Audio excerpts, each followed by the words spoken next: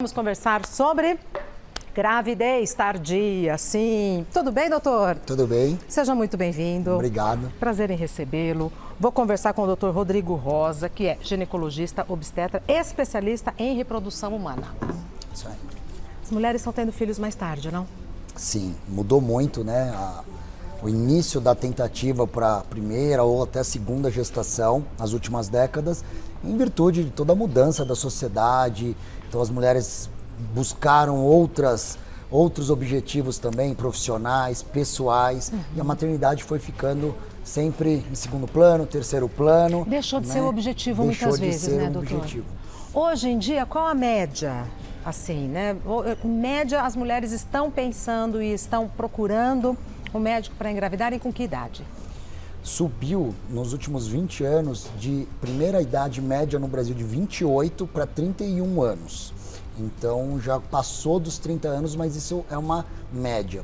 Se a gente for avaliar as cidades mais desenvolvidas, os grandes centros, ainda tem uma expectativa até maior do início da gestação para 33, 34 anos.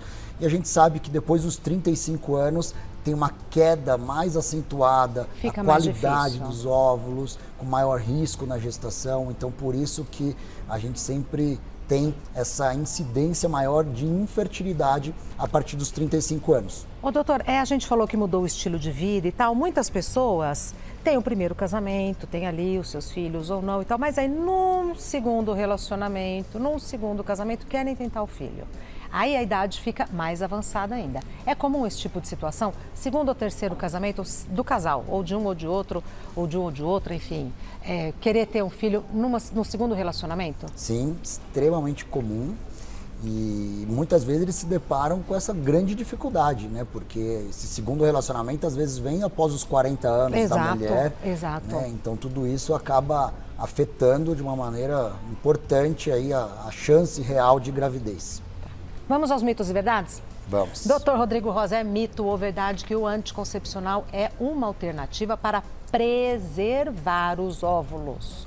Isso é um mito, e é um mito muito grande, porque a mulher nasce com um estoque de óvulos, ao contrário do homem que produz espermatozoides a vida toda. A mulher não, a mulher já nasce e desde o nascimento começa a perder os folículos, que são as casinhas dos óvulos, e independente se menstrua, se não menstrua, se está ovulando, se usa um método contraceptivo hormonal como uma pílula ou qualquer outro método, essa perda é contínua. Então não tem nada que faça parar essa perda constante de folículos ovarianos, independente se está menstruando ou não. Inclusive na própria gravidez continua perdendo reserva ovariana. É um processo contínuo. É um processo contínuo. Então eu falo como se fosse virar uma ampulheta que nasceu, virou e começa a perder óvulos o tempo inteiro, até quando se esgota completamente, que é a menopausa propriamente. E nada faz parar essa ampulheta. E nada faz parar essa ampulheta. Ótimo exemplo.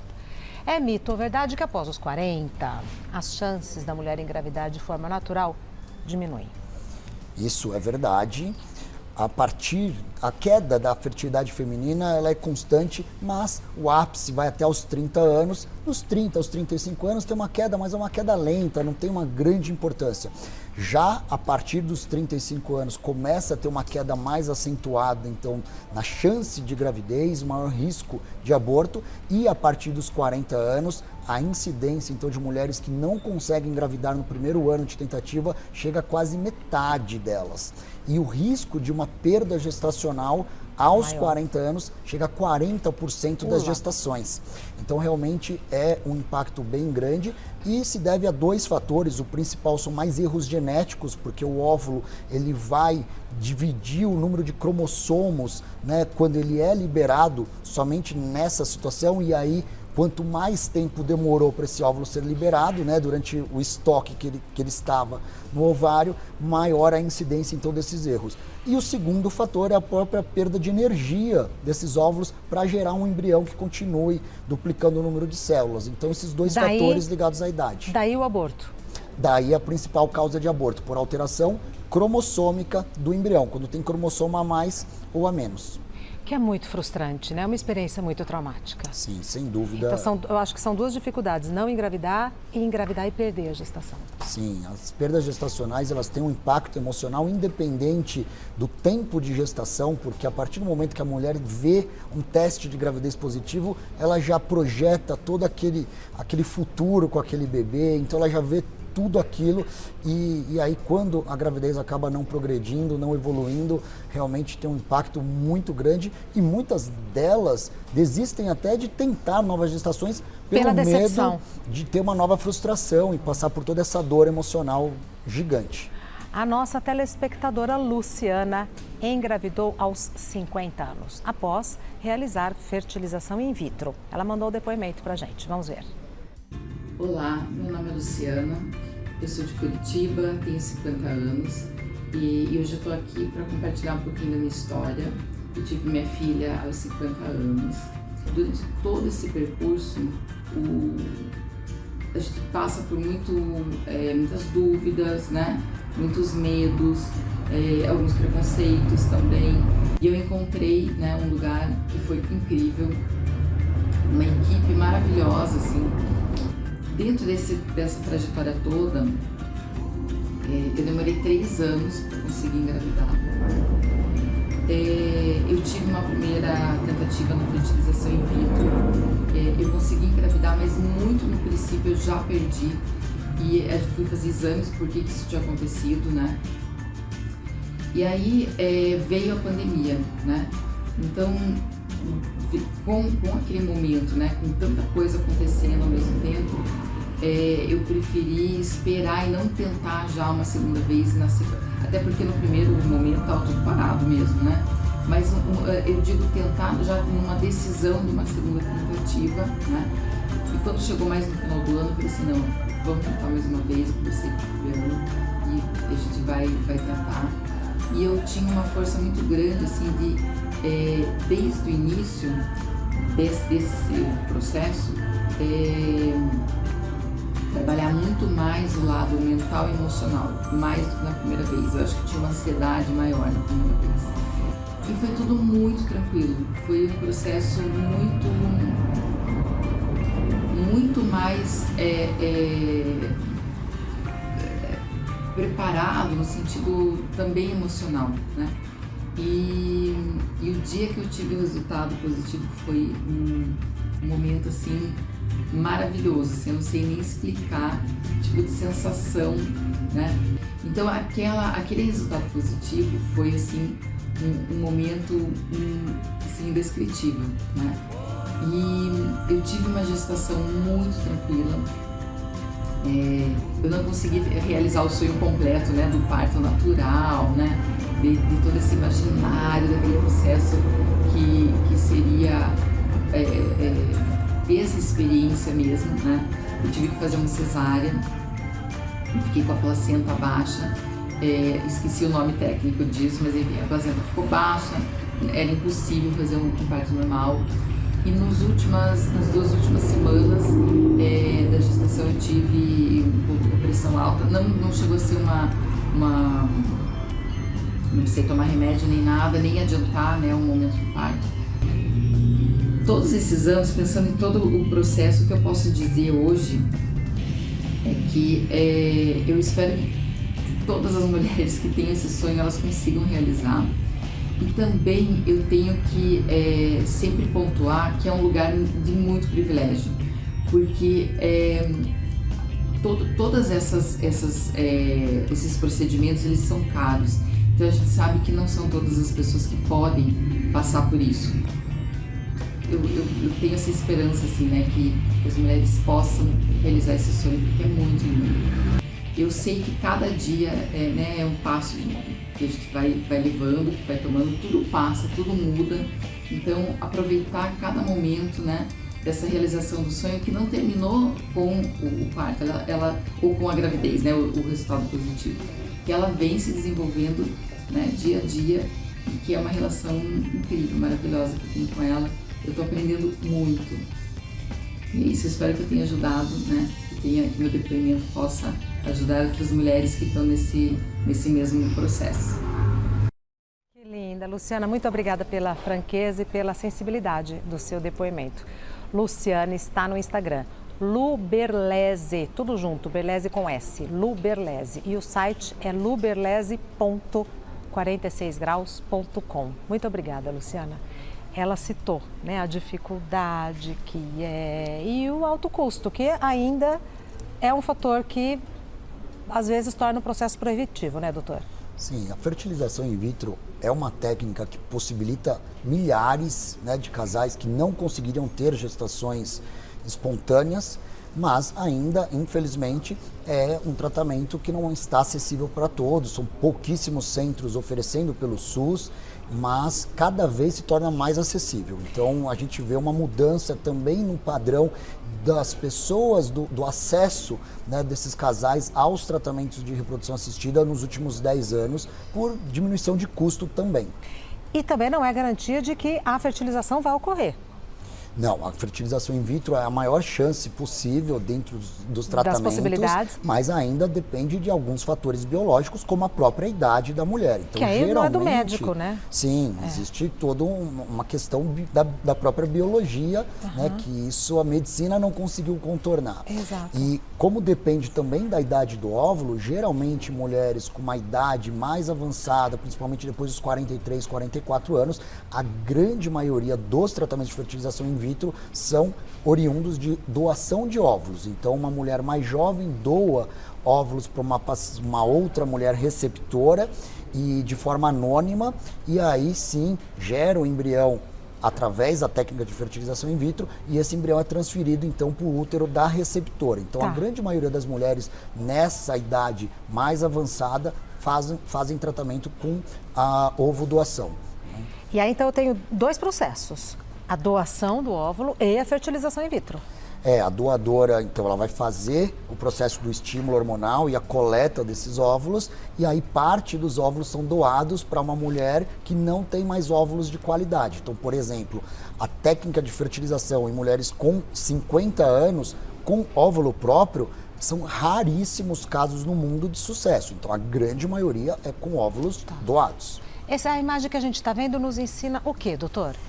Ali é o processo, então, do estímulo ovariano, onde a gente dá medicação para que, em vez de apenas um único folículo que tem no ovário cresça, para que os outros também sejam desenvolvidos. Quando esses folículos atingem um tamanho adequado, a gente faz uma punção no ovário. Remove, então, aspira esses folículos, vem o óvulo. Ali a imagem, então, do óvulo no microscópio, na visão no microscópio, pega um único espermatozoide e coloca dentro do óvulo. Essa técnica é chamada de ICSI, que é uma técnica, então, que a gente coloca um único espermatozoide no óvulo. Esse espermatozoide e óvulo se fundem, né, o material genético deles, então o óvulo é fertilizado. Esse embrião, então, ele vai duplicando o número de células no laboratório, em incubadoras, com meio de cultivo. Então aqui então não está na barriga de ninguém. Não está na barriga de ninguém. É o máximo. Tá? No laboratório, em condições ideais para que esse embrião se desenvolva.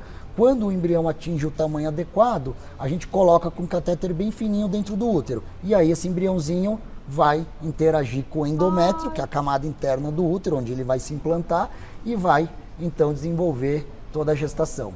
Ô, doutor, então, entre a fertilização ali que a gente viu no microscópio e tal, e para a barriga da mulher, quanto tempo?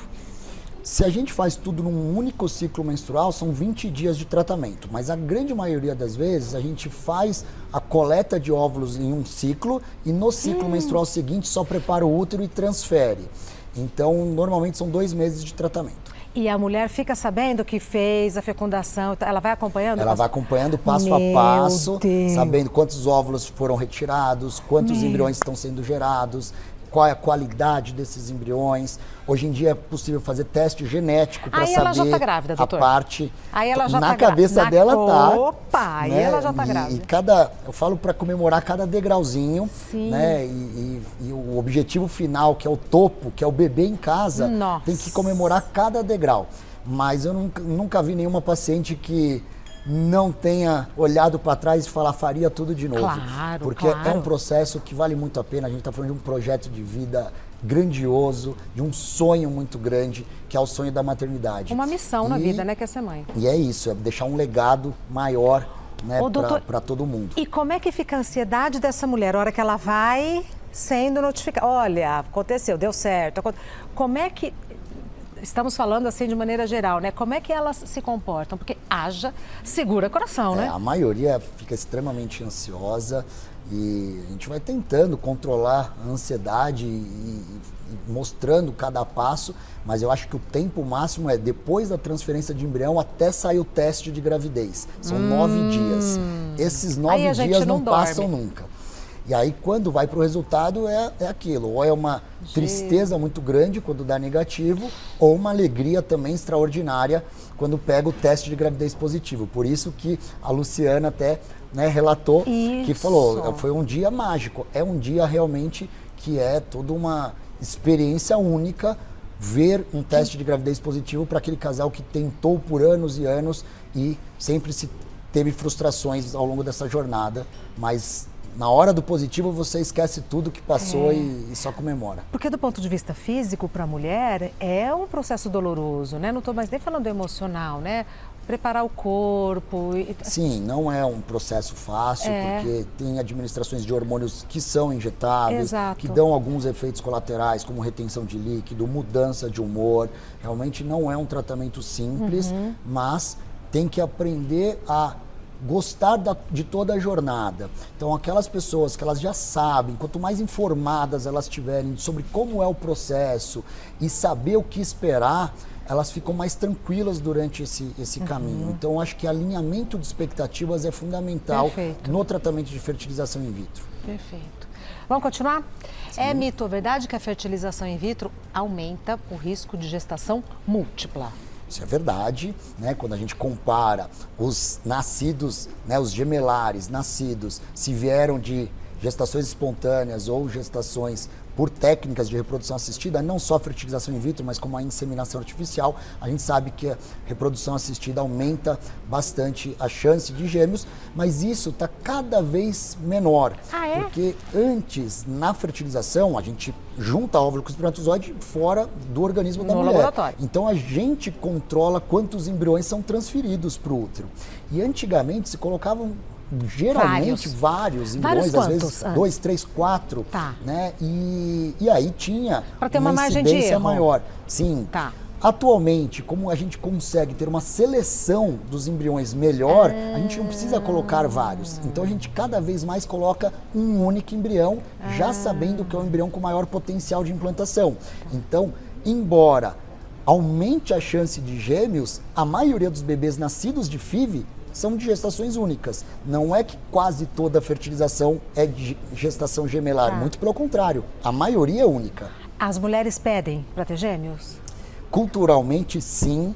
No Brasil ainda pedem muito, e justamente pelo fator, né, pelo fato de ter infertilidade prévia. Então, poxa, já que eu estou esperando uma 3, gestação 4, só, já tenho 5 2 anos, né, então agora eu já quero ter 2. E aí a gente tem que explicar o risco de uma gravidez gemelar, se realmente vale a pena ou não vale a pena, porque o risco de parto prematuro é muito maior, o risco de doenças da gestação em si, como uma pré-eclâmpsia, diabetes gestacional é maior. Um risco, não, então, vários riscos. Tem que colocar isso na balança para saber, vale a pena ou não vale a pena.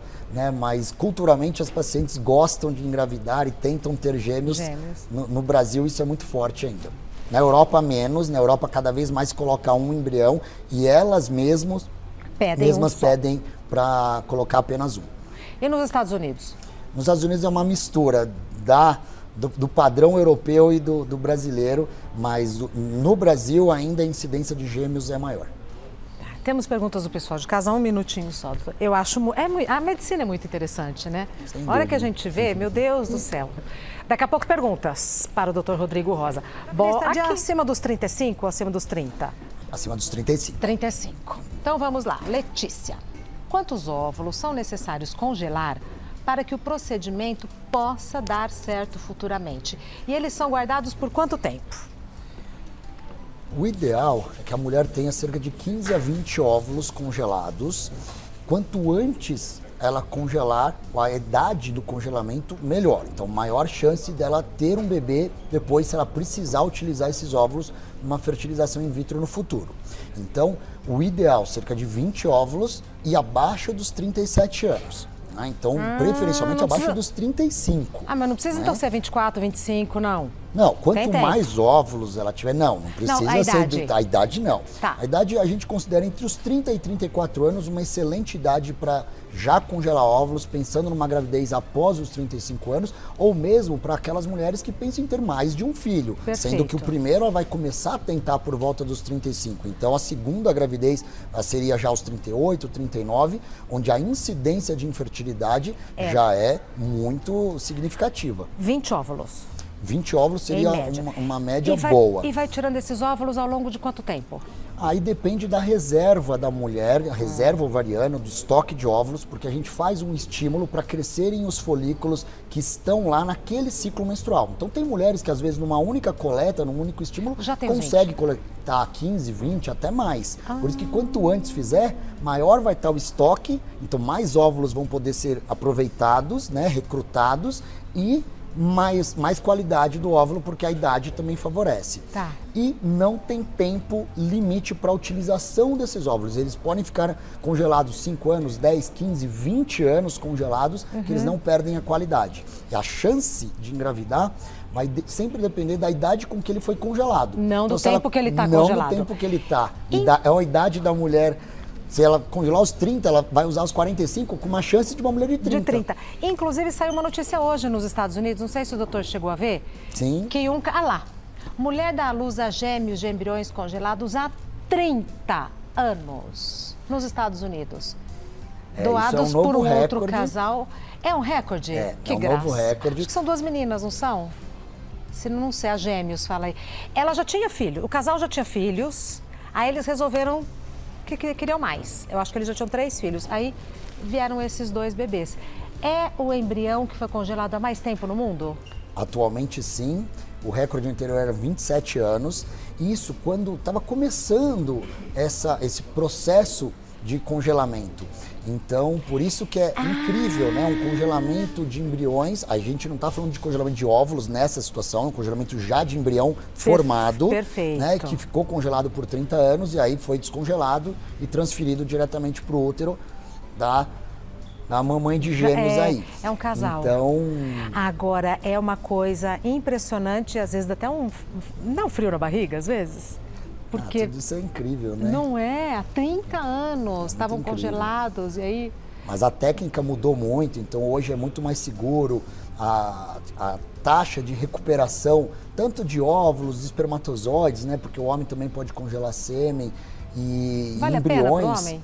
Pro homem, muitas vezes, o homem que vai fazer uma vasectomia e fica na dúvida se um dia vai querer usar, não vai, ele já congela o Congela e sêmen faz a também, faz a vasectomia. vasectomia. A gente sabe que 8% dos homens se arrependem de ter feito vasectomia ou por desejo de uma nova gestação no mesmo relacionamento ou por outro relacionamento novo, né? Então também é interessante nos casos que vai ser submetido a algum tratamento oncológico, por exemplo.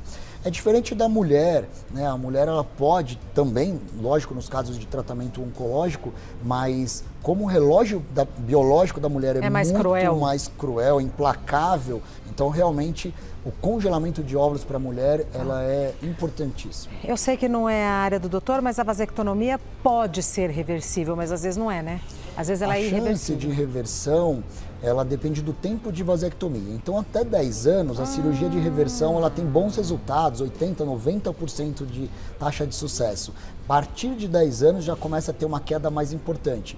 E mesmo homens vasectomizados, eles podem fazer fertilização in vitro, onde a gente obtém espermatozoides direto de uma punção, né? E aí sim obtém espermatozoides e faz no laboratório. Então é uma Não técnica sabia dessa irreversível, entre Mas aspas, tem porque a jeito. gente consegue reverter. Tem jeito. Assim como a mulher que fez laqueadura prévia. Então a mulher com laqueadura prévia também pode fazer uma fertilização in vitro Claro. e não precisa mais passar pela trompa, porque esse encontro entre óvulo e espermatozoide Já foi feito. é no laboratório. Continuando. Maria Helena, existe algum risco antes ou durante o procedimento para a fertilização in vitro e depois? O que é preciso fazer? Durante o processo de fertilização, nós estamos falando de um tratamento médico. Então, como todo tratamento médico, sempre vão existir alguns riscos. Só que esses riscos são riscos baixos. Então, existem os riscos relacionados ao estímulo hormonal, né, aumentando, então, muitas vezes o risco na trombose para mulheres que já têm uma predisposição prévia, por isso que tem que fazer uma avaliação clínica importante. Riscos ali mais de efeitos colaterais. O processo, o procedimento em si da coleta de óvulos é uma agulha acoplada a um ultrassom por via transvaginal, onde que a gente chega, mas é com sedação, né? Então é com anestesia. Tá. Então tem o risco de aumentar de sangramento, de infecção, mas esse risco é extremamente baixo. Então não é algo que aumente muito. E o risco de hiperestímulo ovariano naquelas mulheres que já têm um estoque muito alto e aí recebem altas doses de hormônios e aí elas têm uma produção muito grande ali de óvulos, então tudo isso aumenta a retenção de líquido. Esse é o maior risco que tem na fertilização e o risco de gravidez gemelar, né? Então que a gente considera também um risco porque nós estamos aumentando o risco na gestação, né? Mas, como eu falei, hoje em dia é controlado, a gente transfere um único embrião quando não quer correr o risco de gêmeos. E continuando na pergunta da Maria Helena, e depois? O que é preciso fazer? Depois de ter uma gravidez. Na verdade, é uma gestação que merece sempre um acompanhamento mais personalizado. A fertilização in vitro, por si só, ela pode aumentar, sim, risco de pré-eclâmpsia, em algumas situações, risco de hipertensão gestacional, quando comparado a mulheres que não fizeram fertilização in vitro. Mas aí é pela idade então, da paciente. Também pela idade, pelo estilo de vida, mas a idade, sim, é um fator importante, mas com um pré-natal personalizado, bem realizado, controle do peso, alimentação, atividade física, a grande maioria das mulheres vão ter uma gestação de sucesso e os seus bebês em casa. Agora, durante a resposta do doutor, me ocorreu a seguinte questão. Então, algumas mulheres não podem fazer fertilização in vitro? É exceção. Fazendo os exames, quem não pode fazer? Então, só algumas mulheres, por exemplo, que têm alguma contraindicação absoluta para receberem hormônios, mas mesmo nessas, a gente pode usar doses muito baixas de hormônio ou mesmo não usar nenhum hormônio e coletar esse óvulo único que ela teria, né? Então, quem não pode realmente fazer fertilização se torna exceção. Já teve algum caso clínico no seu consultório? Eu já tive casos que a mulher não tinha mais óvulos e aí às vezes não quer recorrer a doadora, então aí não tem mais como fazer quando entrou na menopausa propriamente, né? Tem os casos de mulheres que não têm útero porque tiraram, nasceram sem, aí também é caso de barriga solidária. Então a medicina reprodutiva, ela oferece várias alternativas. E a maternidade é muito mais ampla do que apenas transmitir os genes e tudo isso. Então a gente tem que fazer o melhor para cada mulher e avaliar qual é o desejo de cada uma delas para oferecer o melhor tratamento sempre. Porque eu fiquei pensando assim na frustração, né? De você receber o diagnóstico de que você não é candidata a fazer, mas há outras possibilidades. Há outras possibilidades e a gente tem que separar o que é esterilidade de infertilidade. Então, infertilidade é uma dificuldade para a gestação acontecer, mas não uma impossibilidade. É diferente de uma esterilidade. Perfeito. Conversei com o Dr. Rodrigo Rosa, que está no Instagram como Rodrigo Rosa, tudo junto, Dr. Rosa. Dr. Rodrigo é médico ginecologista obstetra, especialista em reprodução humana. Muito obrigada pela conversa e pelos esclarecimentos. Obrigado. Obrigada, viu? E a sorte é minha, que eu vou sempre aprendendo.